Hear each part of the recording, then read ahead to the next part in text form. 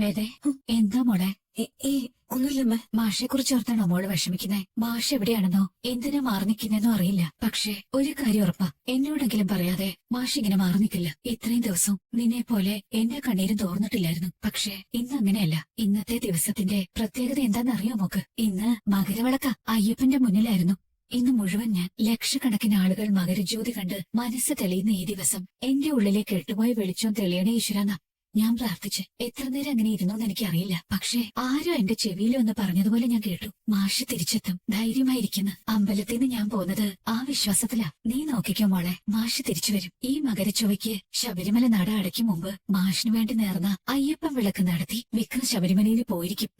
ഉറപ്പ്. ശരിയാ, അമ്മ പറഞ്ഞത് നടക്കും. അച്ഛൻ വന്നിരിക്കും, എനിക്ക് ഉറപ്പാ. ഉള്ളിൽ മറ്റൊന്ന് വെച്ച് പെരുമാറുന്നത് നിങ്ങളാണ്. ഇത്രയും കാലമായിട്ടും ശ്രീകാര്യം ശ്രീനിവാസന്റെ ഗുണ്ടാപ്പണി നിർത്താൻ നിങ്ങൾക്ക് തോന്നിയിട്ടുണ്ടോ? ഏതാ അനാവശ്യം പറയരുത്. ഞാൻ അമ്മാതിരി കാര്യങ്ങൾക്കൊന്നും ഇപ്പൊ ഇറങ്ങി പുറപ്പെടാറില്ല. നിന്റെ വീട്ടിലേക്ക് അമ്മയെ കാണാൻ പോകുമ്പോ പോലും തനിച്ച് പോവാതെ എന്നെ കൂടെ കൂട്ടുമായിരുന്നല്ലോ. എന്നിട്ടിപ്പോ നീ മടങ്ങി ചെല്ലുന്ന വിവരം നിന്റെ ചേട്ടൻ അവിടെ അനൗൺസ് ചെയ്തു കേട്ടു. ഞാൻ എങ്ങോട്ട് പോകുന്നു, ആരെ കാണുന്നു എന്നതൊക്കെ എന്റെ പേഴ്സണൽ ചോയ്സ് ആണ്. അതിൽ ഇടപെടാൻ ഞാൻ ആരെ അനുവദിച്ചിട്ടില്ല. അച്ഛന്റെ തിരോധാനത്തിന് പിന്നിൽ ശ്രീനി സാറാണോ എന്ന് നീ ചോദിച്ചില്ലേ? അതുപോലെ അതിൽ നിന്റെ ചേട്ടൻ എന്തെങ്കിലും പങ്കുണ്ടോ? അത്രയ്ക്കുള്ള ധൈര്യം അവനുണ്ടാവില്ല. ഇനി അഥവാ ആണെന്നെങ്ങാനും ഞാൻ അറിഞ്ഞാൽ പിന്നെ അവൻ ഈ ഭൂമിയിൽ ജീവിക്കണമെന്ന് ഞാനായിരിക്കും തീരുമാനിക്കുക. എന്തെങ്കിലും നിങ്ങൾ അറിയാതിരിക്കില്ല. ഇത്രമാത്രം ചോദിച്ചറിഞ്ഞാൽ മതി. കൂടുതൽ ചോദിച്ചിട്ട് കാര്യമില്ല. എനിക്ക് പറയാൻ ഒന്നുമില്ല.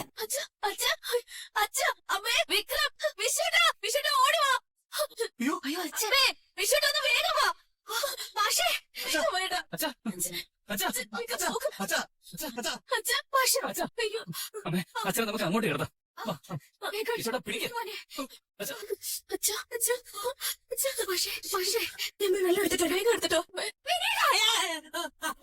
മനുഷ്യനെ പഠിപ്പിക്കുന്ന തിരിച്ചുകൊണ്ട് തരുമെന്ന് പറഞ്ഞപ്പോ അതെങ്ങനെയായി പോയല്ലോ ദൈവമേ. നമുക്ക് വേഗം അച്ഛനെ ആശുപത്രിയിൽ എത്തിക്കാം. ഞാൻ പോയി വണ്ടി വിളിച്ചോട്ടെ. വേഗം ചെലവിച്ചോട്ടാ. മാഷേ, എഴുന്നേക്ക് മാഷേ. അയ്യോ, എന്താടാ? ഒന്നുമില്ലമ്മേ, അച്ഛനൊന്നും പറ്റിയിട്ടില്ല. മാഷേ, കണ്ണു തുറക്ക് മാഷേ. അച്ഛനെന്തോ മയക്കത്തിലാണെന്ന് തോന്നുന്നു. ശരിയാ, ശ്വാസമൊക്കെ ഉണ്ട്. ഇനി ബോധം പോയത് വല്ലതുമാണോ? കാല് പിടിച്ചേ. സൂക്ഷിച്ചു. അമ്മയും വിശ്വണ്ണി ഇരി കയറിക്കോ. ഞാൻ വേദം കൂടെ ബൈക്കിൽ വരാം. അയ്യോ, കൊണ്ടുപോയോ? നിങ്ങൾ ഇതവിടെ പോയി കിടക്കുമായിരുന്നു. ഞാൻ ഷർട്ട് മാറാൻ പോയി. ഓ, പിന്നെ കല്യാണത്തിനല്ലേ പോകുന്നത്? അല്ല വിനേട്ടാ, ആരായിരിക്കും അച്ഛൻ ഇവിടെ കൊണ്ടിട്ടത്? അതെനിക്കെങ്ങനെ അറിയാടി? ഇങ്ങേരെന്തിനാ ചൂടാവുന്നേ? ഇനി അച്ഛനെ കടത്തിൽ ഇങ്ങേർക്ക് വല്ല പങ്കും ഉണ്ടോ? അത്രയും ധൈര്യമൊന്നുമില്ല. ഡ്രിപ്പ് കഴിഞ്ഞോളും. ഇന്ന് മുഴുവൻ നിർത്തണ്ട. പിന്നെ പ്രിസ്ക്രൈബ് ചെയ്തിരിക്കുന്ന എല്ലാ മെഡിസിനും ഡ്രിപ്പ് വഴി തന്നെ കൊടുത്താൽ മതി. Okay doctor. നിങ്ങളൊന്ന് വരും. പോലീസിൽ ഇൻഫോം ചെയ്യേണ്ടി വരും. എന്താ ഡോക്ടർ പ്രശ്നം? ബ്ലഡ് റിസൾട്ട് വന്നിരുന്നു. എത്ര ദിവസമായി മിസ്സിംഗ് ആയിട്ട്? 3-4 ദിവസമായി. 4 ദിവസവും പുള്ളിക്കാരനെ ഉണരാൻ അനുവദിച്ചിട്ടില്ല. എന്നുവെച്ചാ പുള്ളിക്കാരന്റെ ഉള്ളിൽ ഉറങ്ങാനുള്ള മരുന്ന് തുടർച്ചയായി കൊടുത്തിട്ടുണ്ട്. അതും അമിതമാവാതെ, ഉറക്കത്തിൽ തുടരാൻ പാകത്തിൽ മാത്രം. അങ്ങനെയുള്ള അവസ്ഥയിൽ ശരീരം തളരേണ്ടതാണ്. എനിക്ക് തോന്നുന്നത് ഒപ്പം ഡ്രിപ്പും അത്യാവശ്യം മരുന്നുകളും ഉള്ളിൽ കൊടുത്തിട്ടുണ്ടെന്നാണ്. ആളെ തടഞ്ഞു വെച്ചവർക്ക് കൊല്ലാനുള്ള ഉദ്ദേശം ഉണ്ടായിരുന്നില്ല. അവർ കൃത്യമായിട്ട് ഒരു മെഡിക്കൽ സപ്പോർട്ട് എടുക്കുകയും ചെയ്തിട്ടുണ്ടായിരുന്നു. ഞങ്ങൾക്ക് എന്തായാലും പോലീസിൽ റിപ്പോർട്ട് ചെയ്യാതിരിക്കാൻ പറ്റില്ല. പ്രത്യേകിച്ചും അബ്സ്കോണ്ടിങ് ആയിരുന്ന ആളല്ലേ. അത് വേണം ഡോക്ടർ. അച്ഛൻ എന്താ സംഭവിച്ചെന്ന് അറിയണം. അതെ, ഇത് മനഃപൂർവ്വം ചെയ്താണെന്ന് നിലയ്ക്ക് കേസെടുക്കുകയും വേണം. അല്ലേ വേദേ? അതെ അതെ. 1 മണിക്കൂറിനുള്ളിൽ ആൾ ഉണർന്നോളും. എന്തായാലും വൈകിട്ട് വരെ ഇവിടെ കിടക്കട്ടെ. ഉച്ച കഴിഞ്ഞ് പോലീസ് വന്ന് റിപ്പോർട്ട് ചെയ്തതിനു ശേഷം പോവാം. ശരി. ആര് ഓഫീസിൽ നിന്നാ. എടുക്കായിരുന്നില്ലേ? ഞാൻ തിരിച്ചു വിളിച്ചോളാം. Hello hello. എന്താടി നിന്റെ ഗുണ്ടാ ഭർത്താവിന്റെ അച്ഛൻ വീട്ടിലെത്തിയപ്പോ നിനക്ക് സമാധാനമല്ലോ അല്ലേ? നിങ്ങൾ എന്താ അച്ഛനെ ചെയ്തത്? ഒന്നില്ലല്ലോ. അങ്ങനെ സമാധാനിക്കും. ഞങ്ങൾ പറയുന്നത് പോലെ നടന്നില്ലെങ്കിലാണ് അത് സംഭവിക്കുക. പക്ഷെ നീ മിടുക്കി ആയതുകൊണ്ട് ആ സിറ്റുവേഷൻ ഒഴിവാക്കും അല്ലേ? അച്ഛൻ ഇപ്പോഴും ബോധം വന്നിട്ടില്ല. ആശുപത്രിയിൽ നിന്ന് പോലീസ് സ്റ്റേഷനിലേക്ക് റിപ്പോർട്ട് ചെയ്തിട്ടുണ്ട്. വൈകിട്ടാവുമ്പോഴേക്കും അവര് വരും. അപ്പോഴേക്കും അയാൾക്ക് ബോധം തെളിയും. ഇപ്പൊ തന്നെ ഡോക്ടർ റിട്രീവ് ചെയ്യാനുള്ള മരുന്ന് കൊടുത്തു കാണണം. ഇനി എന്തെങ്കിലും കൺഫ്യൂഷൻ ഉണ്ടെങ്കിൽ പറ. നിന്റെ പേരിൽ ഞങ്ങൾ എടുത്ത ഒരു നമ്പർ ഉണ്ട്. അതിൽ നിന്ന് ഞങ്ങൾ കൊടുത്ത എല്ലാ മരുന്നുകളുടെ ഡീറ്റെയിൽസ് അയച്ചു കൊടുക്കും. അതും നീ നിൽക്കുന്ന സ്ഥലത്ത് നിന്ന് തന്നെ വേണോ? നീ ഒരിക്കൽ എന്റെ ഓഫീസിൽ വന്ന് വെല്ലുവിളിച്ച് പോയതല്ലേടി? സ്വന്തം തന്റെയും സഹോദരനെയും നാണം കെടുത്തിയാലും അവന്റെ വീട്ടുകാരെ നീ കൈവിടില്ലെന്ന് അറിഞ്ഞിട്ട് തന്നെയാ ഞാൻ ഈ കളി കളിച്ചത്. ആ കിളവന് ബോധം വന്നാലും അയാളെ അവിടെ നിന്ന് കടത്തിയത് ആരാണെന്നോ എന്തിനാണെന്നോ ഒന്നും അറിയാൻ പോകുന്നില്ല. ഇനി അഥവാ പോലീസ് ആളെ തപ്പിപ്പിടിച്ചാലും അവർക്ക് എല്ലാ നിർദ്ദേശങ്ങളും പോയിട്ടുള്ളത് നിന്റെ പേരിലുള്ള മൊബൈൽ ഫോണിൽ നിന്നാ. ഈ കോൾ നീ റെക്കോർഡ് ചെയ്ത് എനിക്കെതിരെ പണിയാനാണ് നീ ശ്രമിക്കുന്നതെങ്കിൽ നടക്കും. ഇത് എൻക്രിപ്റ്റഡ് ഓൺലൈൻ കോളാ. പിന്നെ ഈ കോള് മറ്റൊരു ഫോണിൽ നീ റെക്കോർഡ് ചെയ്ത് പണി തരാനാണെങ്കിൽ അറിയാലോ ഇനി നടക്കാൻ പോകുന്നത് എന്റെ ഗെയിമാ. കടശി കളി. വെറുതെ എന്നെ പ്രകോപിപ്പിക്കരുത്. നിങ്ങൾ എന്തിനാ എന്നെ വിളിച്ചത്? നീ പറഞ്ഞ കാര്യം ഞങ്ങൾ ചെയ്തു. ഇനി ഞങ്ങൾ ആവശ്യപ്പെടുന്നത് നീ ചെയ്യണം. അത് ഓർമ്മിപ്പിക്കാൻ വേണ്ടി മാത്രമാ വിളിച്ചത്. എനിക്കതിന് സമയം വേണം. സമയോ? ഇനിയോ? അതെ, വിക്രം മലയ്ക്ക് പോകുന്നത് വരെ എനിക്ക് അവിടെ നിന്ന് ഇറങ്ങാൻ പറ്റില്ല. ഇനി എപ്പോഴാ? മണ്ഡലം തുടങ്ങുമ്പോ മാല ഇട്ടതല്ലേ? ഇപ്പൊ മകരവിളക്കം കഴിഞ്ഞു. ഇനി എപ്പോഴാടി ഗുരുതിക്കും അതോ അടുത്ത മണ്ഡലത്തിലോ? ഉടനെ തന്നെ പോവും. അമ്മയ്ക്ക് നേർച്ചയുള്ളതാ.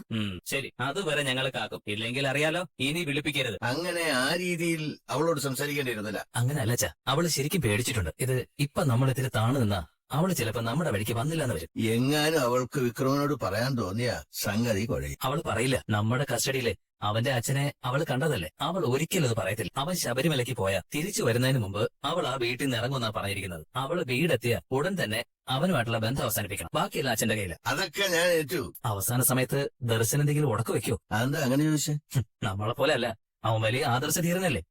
എന്താ ആദർശം? ഒരിക്കൽ അവൻ വിവാഹത്തിന് തയ്യാറായതല്ലേ. അത് മുടങ്ങിപ്പോകാൻ കാരണമായ ബന്ധം അവസാനിച്ചു എന്നറിഞ്ഞാൽ പിന്നെ എന്തോന്ന് പ്രശ്നം? 1 വർഷം താമസിച്ചു എങ്കിലും അവർ തമ്മിൽ ജീവിതം തുടങ്ങിയിട്ടില്ലെന്ന് അവൻ അറിയുകയും ചെയ്യാം. അക്കാര്യത്തിൽ നീ വിഷമിക്കണ്ട, അത് ഞാൻ നോക്കിക്കോളാം. പിന്നെ ഇലക്ഷൻ അനൗൺസ് ചെയ്യാൻ പോകും, അറിഞ്ഞല്ലോ അല്ലേ? കേട്ടു. ഈ മണ്ഡലത്തിന്റെ സ്ഥാനാർത്ഥികളുടെ ലിസ്റ്റിൽ നമുക്ക് വേണ്ടപ്പെട്ട 2 പേരുണ്ട്. ശ്രീനിവാസനും വാസവനും. ഈ ഇലക്ഷൻ ക്യാമ്പയിന്റെ ഇടയിൽ ഒരു തീപ്പൊരി ഇട്ട് കൊടുത്താൽ മതി. അതങ്ങ് കയറി കത്തിക്കോളും. അതിനിടയില് നമുക്ക് വേണ്ടത് ചെയ്തു തീർക്കുകയും ചെയ്യാം. എന്താ, വേദയെ മാത്രമല്ലടോ, ദീപ്തിയെയും വേണമെങ്കിൽ നമുക്ക് രക്ഷിച്ചെടുക്കാം. എന്താടോ? എന്താ സുധാര മാഷെ? ഇരുന്നോളൂ. തിരിച്ചു കിട്ടിയെന്നറിഞ്ഞപ്പോ ഒന്ന് വന്നതേ ഉള്ളൂ. സംസാരിക്കാൻ തുടങ്ങിയോ?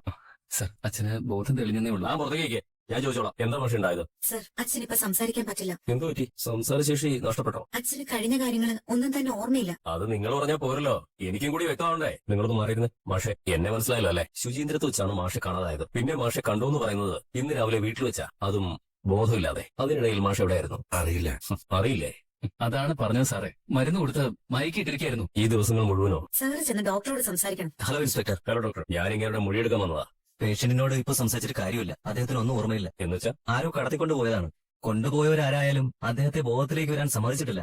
ഒരു മെഡിക്കൽ ടീമിന്റെ സഹായത്തോടെ ചെറിയ അളവിൽ മരുന്ന് നൽകി മയക്കി കിടത്തിയിരിക്കുകയായിരുന്നു എന്നാണ് ഞങ്ങളുടെ അഭിപ്രായം. കാരണം ബോഡി വൈറ്റൽസിൽ കാര്യമായ മാറ്റം വരാതെ കീപ്പ് ചെയ്യാൻ അവർക്ക് കഴിഞ്ഞിട്ടുണ്ട്. അപ്പൊ ആരാണത് ചെയ്തതെന്ന് പേഷ്യന്റിന് ഒരു വിവരമില്ലെന്നാണോ? ഇപ്പൊ ഇല്ല, 1-2 ദിവസം കഴിയട്ടെ. ചിലപ്പോ ചില ഓർമ്മകൾ തിരിച്ചിട്ടിയേക്കാം. ഒന്ന് സ്റ്റേബിൾ ആയി കഴിഞ്ഞാൽ ഞങ്ങൾ തന്നെ അച്ഛനെ കൊണ്ടുവന്നോളാം. അതാണ് നല്ലത്. ഇവരുടെ എല്ലാവരുടെയും മൊഴിയെടുത്തേക്ക്. ശരി സാർ. പിന്നെ ഡോക്ടർ പറഞ്ഞ പോലെ 2 ദിവസം കഴിഞ്ഞ് നോർമൽ ആകുമ്പോ സ്റ്റേഷനിൽ എത്തിക്കണം. കേട്ടല്ലോ? പറഞ്ഞത് കേട്ടല്ലോ പക്ഷേ? ഇന്നും കൂടി ഇവിടെ കിടന്നോട്ടെ. നാളെ രാവിലെ ഡിസ്ചാർജ് ചെയ്യാം.